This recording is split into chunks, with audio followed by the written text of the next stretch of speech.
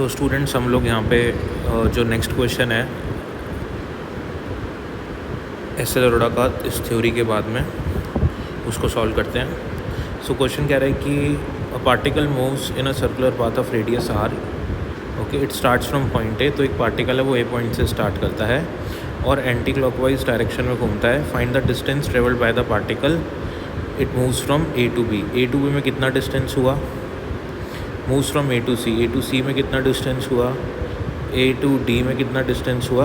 And in complete one revolution में कितना distance हुआ? और इसी में आपको डिस्प्लेसमेंट भी निकालना है इन्हीं तीनों केसेस में। तो हम लोग क्या करेंगे इसमें, सबसे पहले सॉल्यूशन में लिखेंगे फ्रॉम ए टू बी। अगर मैं डिस्टेंस निकालूँ तो क्योंकि मेरे को पता है कि सर्कल की जो सरकमफ्रेंस होती है वो होती है 2 पाई आर। ओके, और यहाँ पे आर हमारा स्मॉल आर है। तो अगर मैं ए टू बी की बात करूँ तो ए टू बी में जो मेरा डिस्टेंस होगा वो होगा 2 पाई आर।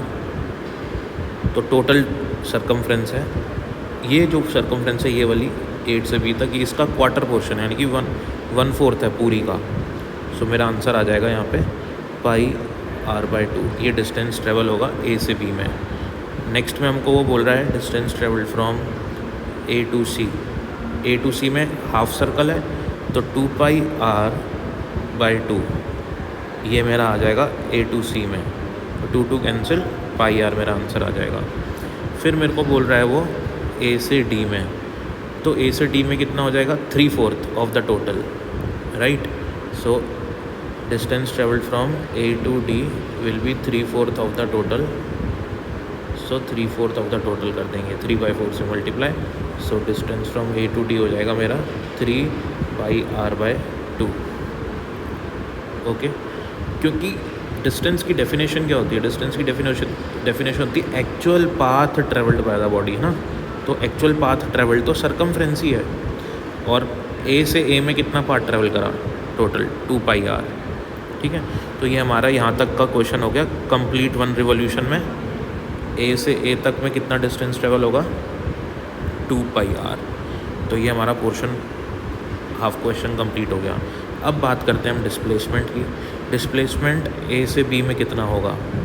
ठीक है, तो क्योंकि मेरे पास ये वाली साइड भी ए है, आर है, ये वाली साइड भी आर है, तो पाइथागोरस थ्योरम से ये हाइपोटेन्यूज हो जाएगी √2r। तो डिस्प्लेसमेंट की डेफिनेशन क्या होती है? डिस्प्लेसमेंट होता है shortest path travelled by the body between initial and final position. तो ये मेरी इनिशियल पोजीशन है, ये मेरी फाइनल पोजीशन है, तो इनके बीच में जो शॉर्टेस्ट पाथ है, ओके, वो ही मेरा डिस्प्लेसमेंट होगा।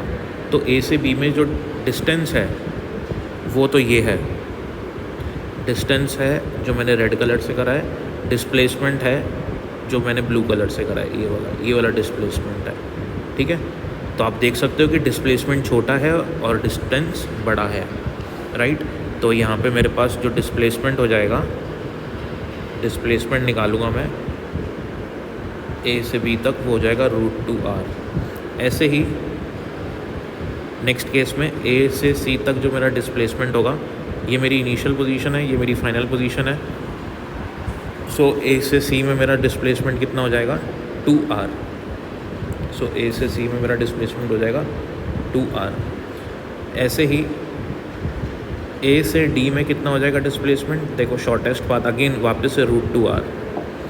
सो ए से डी में आपका हो जाएगा √2r। और ए से ए पे इनिशियल पोजीशन भी ये है, फाइनल पोजीशन भी यही है, तो डिस्प्लेसमेंट इस कंडीशन में हो जाएगा ए से ए में कंप्लीट रिवॉल्यूशन के लिए 0। तो ये आप इम्पॉर्टेंट नोट ध्यान रखो कि जब initial and final position are coinciding, okay, then displacement is 0, right. Thank you so much.